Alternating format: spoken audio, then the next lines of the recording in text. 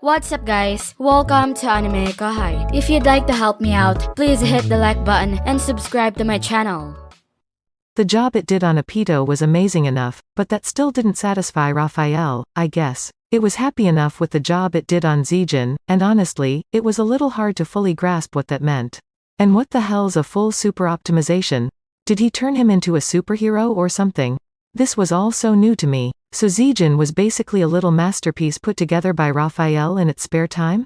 Looking at it that way, no wonder he had turned into such a freak of nature.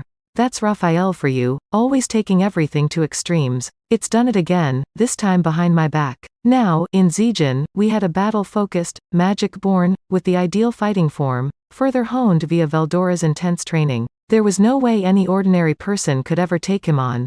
And as expected, Dimension Ray. Zijin opened up his right hand and carelessly swung his arm down. That's all it took to cut through the local dimension, or space itself, I suppose. This was another phenomenon you had no chance of resisting without the ability to manipulate the space around you. The two Imperial fighters immediately reacted, but that alone wouldn't help them. Krishna tried to cancel it out with another dimension cutter, but it failed, and he was cut in half. The difference in sheer muscle was bleedingly, pardon the pun, obvious. As for minutes, he set up a jamming force field around himself to try to block the dimensional slash. But that, too, was just pointless struggling. Against twisting, slicing dimensional space, virtually no physical ability or phenomenon could do much of anything. The look of surprise on his face was really hard to describe, but if I had to, I'd say it was the face of someone who just tasted defeat for the first time in his whole life. So he set off for the afterlife, likely not even given the time to admit defeat. So less than a minute after battle began, all the challengers were dead. And well, that concluded my lecture on how incredibly goddamn strong Zijin was. The leaps and bounds Kumara made surprised me enough, but that was nothing compared to our insect friend here. For all I know, he might even outclass me by now. Like, oh, man. I think he's starting to overstep the bounds of life itself or something. He's become a truly transcendent being, hasn't he? Stronger than even Hinata when she's fighting for real. By my calculations, even Apito could rank up there with Caroline or Frey strength-wise, but I don't think Apito could last 3 minutes with Zijin. The moment he got serious, the fight would end instantly. It's hardly even a fight with him, even. It's just a one-sided massacre. Why did I even put someone so powerful in the labyrinth? Because aren't his talents kinda going to waste down there? But then again, this is a secret weapon, isn't it? Something I could never afford to unleash to the open world. Still, though, I knew there were lots of powerful people hiding out around the world, and I didn't think I let my guard down at all. But I had no idea there was so much off-the-charts strength right under my nose the whole time. Like, I always thought they looked pretty strong, but this was far beyond my imagination. Truly, there's no fathoming the mysteries of the world.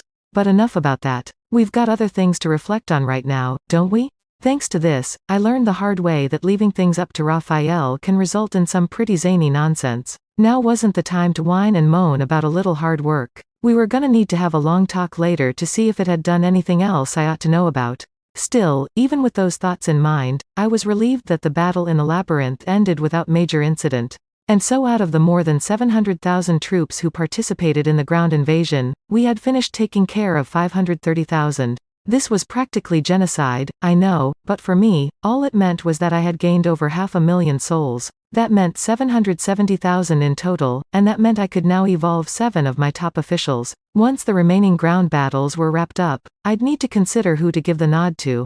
And as for that ground battle, we weren't letting our guard down yet.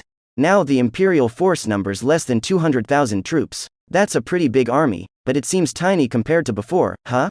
Indeed. 2 days have passed since their final deployment into the labyrinth, but no moves since then. We don't see any signs that they're ready to send any more down. Of course, if the enemy commander keeps prodding the labyrinth after all this, he'd have to be beyond incompetent. Benimaru was right, I suppose. With all the strength they lost, I doubted they'd be kicking any more soldiers through the labyrinth gate. Now it was our turn to confront them instead.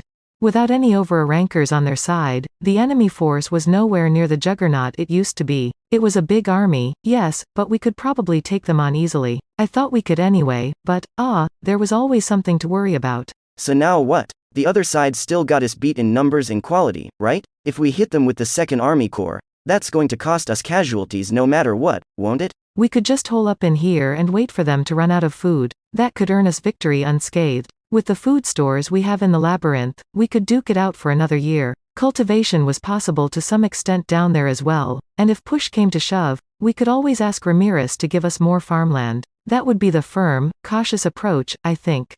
Well, we've already cut off the enemy supply lines, said Benimaru.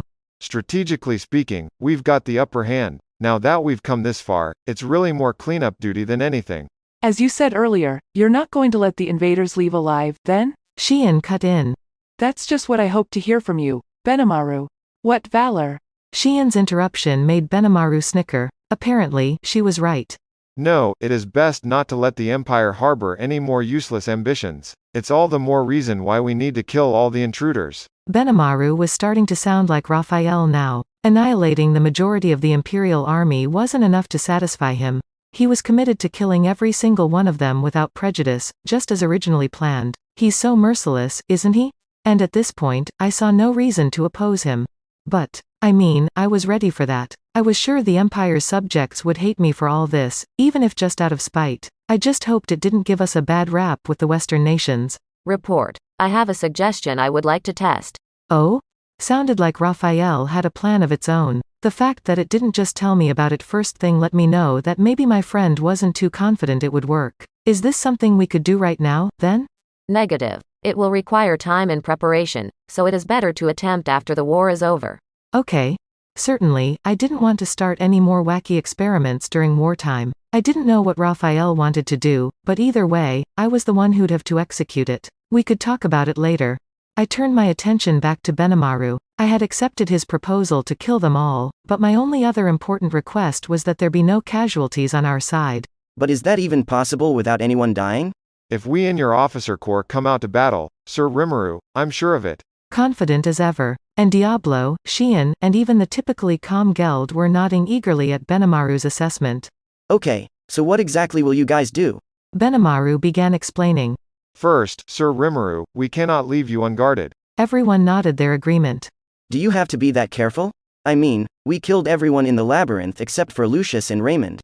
We were still treating them as prisoners of war for now. They didn't seem likely to betray us, so we didn't throw them in jail or anything. They were on standby on floor 60 just in case, kept under Gadra's supervision. He had been showing them the battles on each floor of the labyrinth to help stave off their boredom. That included recordings of the two of them as well, but what amazed them the most was how each of the labyrinth guardians fought. You see now? You were smart to join my side, weren't you? You were, right? You ought to be grateful. At least thank him for giving you 3 meals a day. Hey, come on, guys. We went down the same road they did, remember. We should know how they both feel. Gadra and Shinji's gang were all helping prop up their spirits, even. I didn't think we needed to worry about anything with them. Now I wondered if any Imperial forces snuck into our capital city before the war began.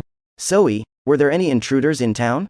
We've already taken care of them. Yeah, I'm sure there were, but if that was the answer Zoe had, the problem was already in the distant past.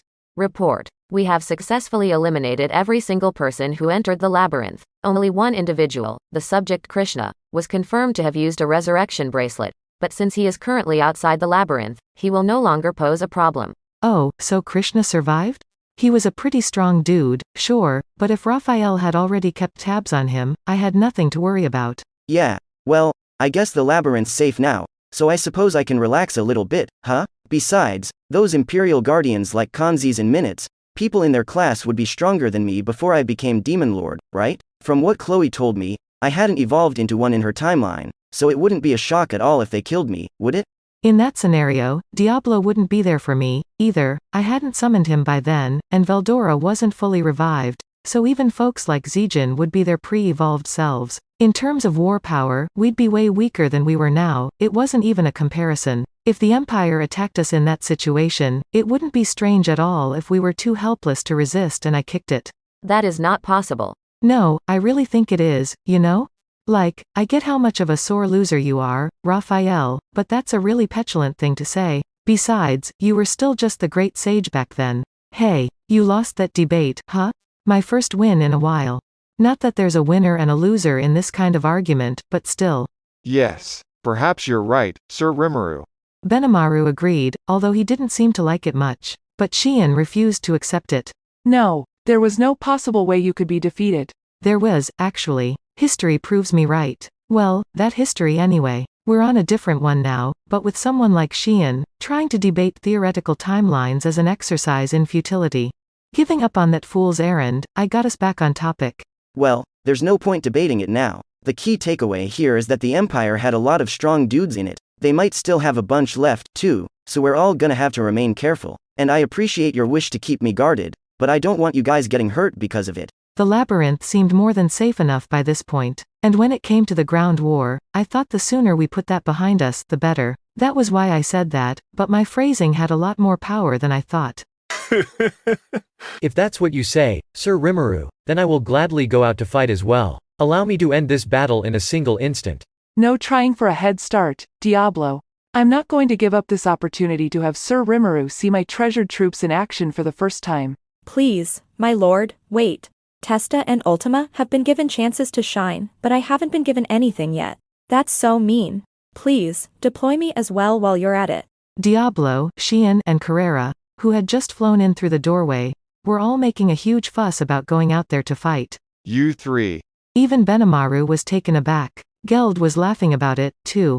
Alright, I'll stay here, so you guys can handle the final battle for us. In the end, Benimaru agreed to let Diablo and the others go to war. With that question settled, now we needed a workable strategy. Let's take a look at our numbers. Our main force is my red numbers, totaling 30,000, along with 17,000 elites from Geld's yellow numbers and orange numbers. In terms of quality, they're probably all on par with the remaining Imperial troops, and I'm connected via thought communication with their commanders and captains. They'll be able to take flexible tactical action out there, so if we restrict their zone of activity, that should let us fight evenly with them or better. How many people are among your treasured troops, then? So 47,000 in all? And they averaged a B+ in rank, which was more than sufficient. But they'd be going up against an Empire force almost 4 times as large. No matter how much of an operational advantage we had, defeat seemed pretty likely to me. That's it for this video, guys. Thank you for always watching my videos and supporting my channel. Shout out to the new members of AnimeKouhai supporters: Stabby Cakes, Alex Himashita, Nick Adams, Pretik Bandari, Ara Dare, Raymar Costales, Von Joseph, Faiz Mansour, Dariha Skerte, Foolish Prophets. Thank you so much for helping out. I'll see you guys in the next video.